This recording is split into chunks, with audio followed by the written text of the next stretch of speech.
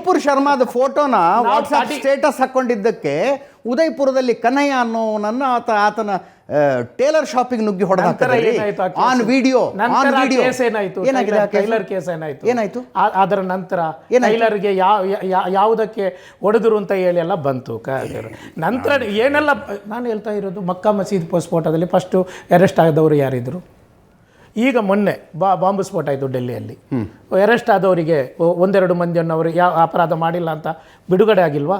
ಅದೇ ರೀತಿಯಲ್ಲಿ ಟೈಲರ್ ಇದರಲ್ಲೂ ಫಸ್ಟ್ ಬಂದಿರೋದೇನಂತ ಹೇಳಿದ್ರೆ ನುಪುಲ್ ಶರ್ಮಾ ಅವರಿಗೆ ಅವರಿಗೆ ಪರವಾಗಿ ಮಾತನಾಡಿದ್ದಕ್ಕೆ ಅಂತ ಬಂತು. ನಂತರ ಏನು ಬಂತು? ವೈಯಕ್ತಿಕವಾದ ಬೇರೆ ಬೇರೆ ಏನೆಲ್ಲ ಬಂತು. ಅದೇ ನಿಮ್ಮ ಪತ್ರಿಕೆಗಳು ತೋರಿಸಿರೋದು, ಮಾಧ್ಯಮವೇ ತೋರಿಸಿರೋದು.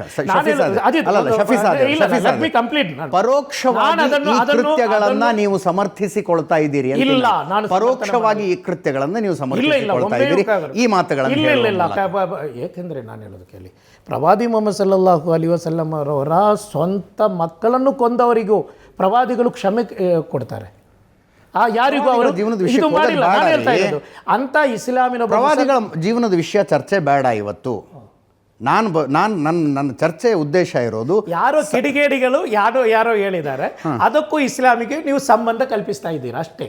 ನಾನು ಹೇಳೋದು, ಯಾರೋ ಕಿಡಿಗೇಡಿ ಅವನು ತಲೆ ಕಡಿಬೇಕು ಅಂತ ಹೇಳ್ತಾನೆ, ಅವನನ್ನು ಹಾಗೆ ಮಾಡಬೇಕು ಅಂತ ಹೇಳ್ತಾರೆ.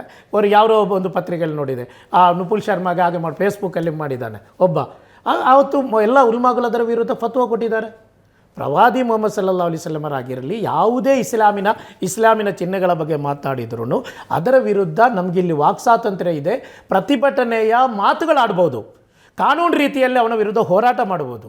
ಅದನ್ನು ಬಿಟ್ಟು ಕಾನೂನನ್ನು ಕೈಗೆತ್ತಿಕೊಳ್ಳುವುದನ್ನು ಇಸ್ಲಾಂ ಯಾವತ್ತೂ ಅದಕ್ಕೆ ಅವಕಾಶ ಕೊಟ್ಟಿಲ್ಲ, ಭಾರತ ಸಂವಿಧಾನ ಅವಕಾಶ ಕೊಟ್ಟಿಲ್ಲ. ಅದು ಟೈಲರ್ ಆಗಿರಲಿ, ಯಾರನ್ನಾದರೂ ಕೊಂದ್ರೂ ಅದು ದೊಡ್ಡ ಕೃತ್ಯ. ಅದನ್ನು ನಾವು ಖಂಡಿಸ್ತೀವಿ, ಇನ್ನು ಮುಂದೆಯೂ ಖಂಡಿಸ್ತೀವಿ.